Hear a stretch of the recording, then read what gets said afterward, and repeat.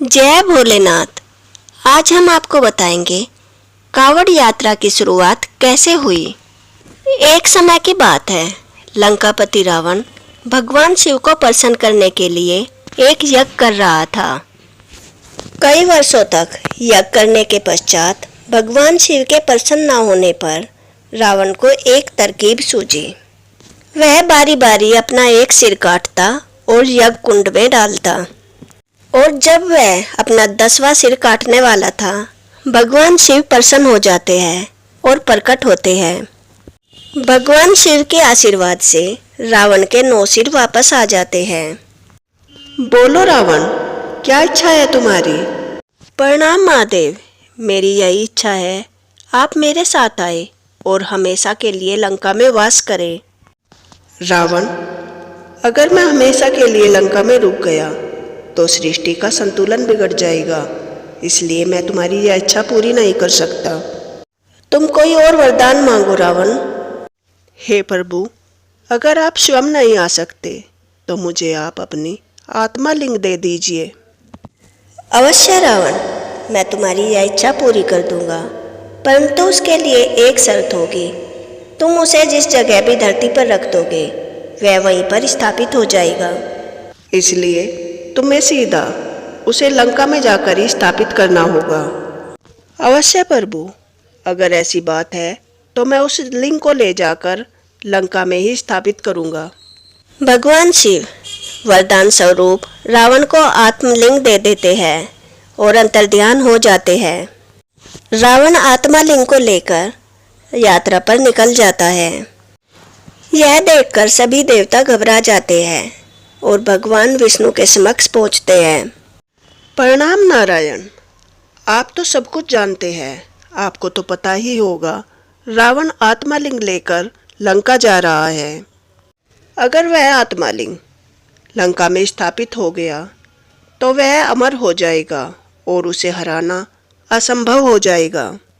हे प्रभु, आपको कोई न कोई उपाय ढूंढकर उस आत्मालिंग को लंका पहुंचने से रोकना होगा। भगवान विष्णु श्री गणेश का आह्वान करते हैं। हे गणेश, इस दुविधा के समय तुम्हें हमारी सहायता करनी होगी। इस यात्रा के समय कभी न कभी ऐसा क्षण तो आएगा ही जिस समय रावण वह लिंग अपने हाथों में नहीं रख पाएगा और उस लिंग को उसे किसी और को सौंपना पड़ेगा। मैं चाहता हूँ उस समय तुम रावण से वह लिंग लो और उसे पृथ्वी पर स्थापित कर दो। जैसी आपकी आज्ञा नारायण। और गणेश अंतर्ध्यान हो जाते हैं। शाम का समय था। रावण की संध्या वंदना का समय था। हर शाम को रावण धरती पर बैठकर वंदना करता था और उस समय वह अपने हाथों में कुछ नहीं रख सकता था। परंतु अब दुविधा का समय आ गया था।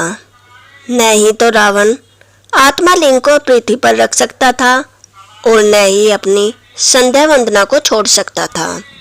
तभी श्री गणेश एक बालक का रूप लेकर वहां आ जाते हैं।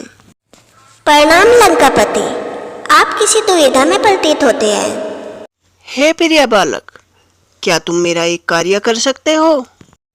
मेरी संध्या वंदना का समय आ चुका है। कृपा करो और इस लिंग को पकड़कर रखो, परंतु इसे पृथ्वी पर बिल्कुल भी ना रखना। अवश्य लंकापति, जैसी आपकी आज्ञा, परंतु मुझे नहीं पता आपको संध्या वंदना में कितना समय लगेगा।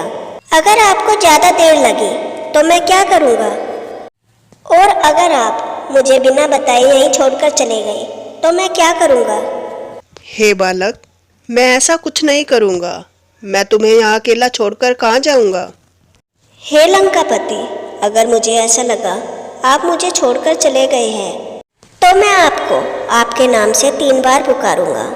अगर आप फिर भी नहीं आए तो मैं इसे धरती पर रखकर चला जाऊंगा। रावण अपनी संध्या वंदना करने के लिए चला जाता है। श्री गणेश रावण का नाम 3 बार धीरे धीरे पुकारते हैं ताकि रावण को वह सुनाई न दे। रावण रावण रावण। और श्री गणेश लिंग को धरती पर रखकर अंतर्ध्यान हो जाते हैं। जब रावण संध्या वंदना के बाद वापस आता है। लिंग को धरती पर देखकर वह अति क्रोधित हो जाता है। वह अपना सारा बल लगाकर आत्मा लिंग को धरती से उठाने का प्रयास करता है, परंतु वह धरती से नहीं उठती। अंत में रावण आत्मा लिंग पर प्रहार करता है। आत्मा लिंग बीच में से टूट जाता है और रावण निराश होकर लंका चला जाता है। परंतु बाद में उसे अपनी गलती का एहसास होता है और बाद में वह कावड़ में गंगा जल ले जाकर उस शिवलिंग का अभिषेक करता है। तभी से कावड़ यात्रा की शुरुआत हो गई थी।